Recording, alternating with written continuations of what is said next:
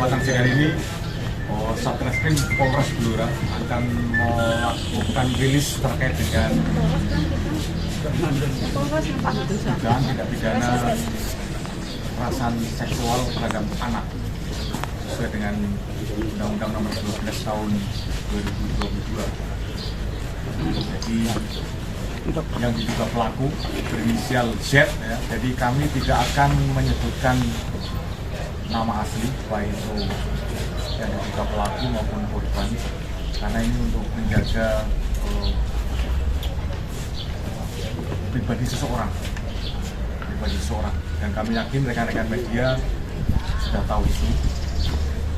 Jadi inisial Z, untuk korbannya inisial K.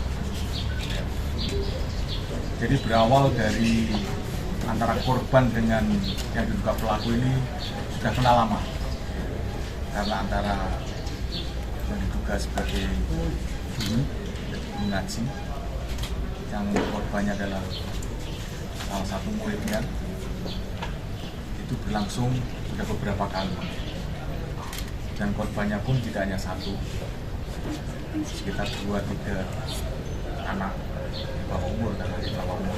Jadi benar-benar kita dari penyidik sangat hati-hati untuk melakukan penyelidikan maupun penyidikan terkait dengan kasus ini. Jadi dengan kehati-hatian itu untuk menjaga mental dari korban, karena masih anak-anak. Jangan sampai dia sudah mau berterus terang kepada keluarganya, dan keluarganya juga mengadukan ke kami pihak penyidik, makanya kami akan sangat-sangat hati-hati untuk melakukan penyelidikan terkait dengan itu.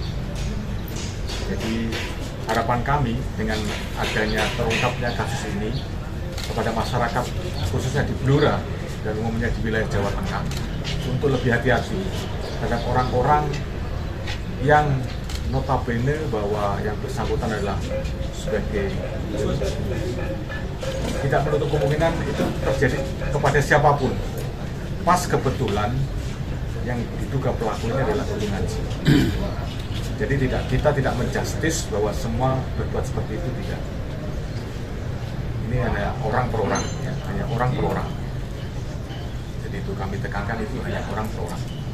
Jadi pelaku kita sangatkan di pasal 6 huruf C dan pasal 15 huruf G di Undang-Undang Perlindungan tentang Seksual, pasal 2 di Undang-Undang Nomor 12 Tahun 2022.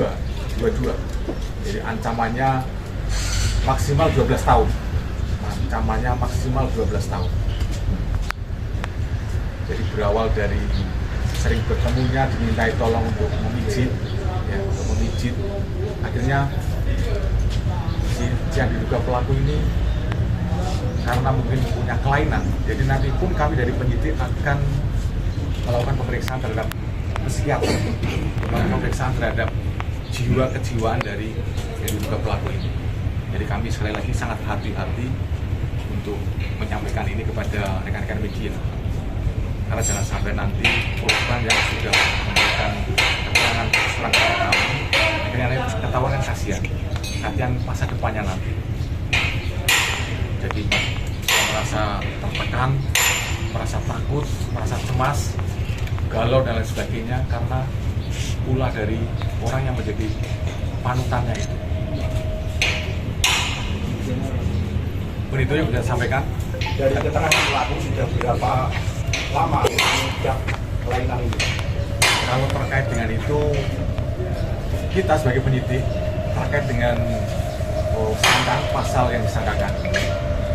Walaupun si yang diduga pelaku ini tidak mengaku, tapi dengan didukung 2 alat bukti dan bukti-bukti yang sudah kami kumpulkan dan keterangan saksi-saksi yang ada, jadi keterangan tersangka tetap kami kesampingkan, walaupun yang bersangkutan tetap tidak mengaku, tapi fakta-fakta di lapangan, bukti-bukti yang ada mengarah ke yang bersangkutan. Berapa tahun Pak kira-kira Pak? Ya kurang lebih sekitar 1 tahun, ya, 1 tahun berjalan dari tahun 2022 sampai pertengahan di tahun 2023 sekarang. Kemarin pelaku sempat sembunyi di mana Pak, kalau boleh tahu? Kalau sembunyi sih tidak. Jadi yang bersangkutan mungkin karena mohon maaf ini lah, saya klaim. karena perkara ini sedang kami lakukan penyelidikan dan kita tingkatkan penyidikan. Karena ini sudah ter-blow up di media online maupun medsos. Akhirnya yang diduga pelaku ini mungkin mendapat informasi dari teman, dari rekan, akhirnya dia berusaha untuk menghindar, bukan bersembunyi tapi menghindar. Tapi alhamdulillah atas dukungan dan partisipasi dari masyarakat, yang bersangkutan bisa dengan baik datang dengan sukarela ke Polres Blora dengan didampingi PH-nya. Hukuman minimal Kekerasan terhadap tentang kekerasan seksual. Dalam hal ini terhadap anak ada tambahan sepertiga ancaman hukumannya karena dilakukan terhadap anak. Cukup ya?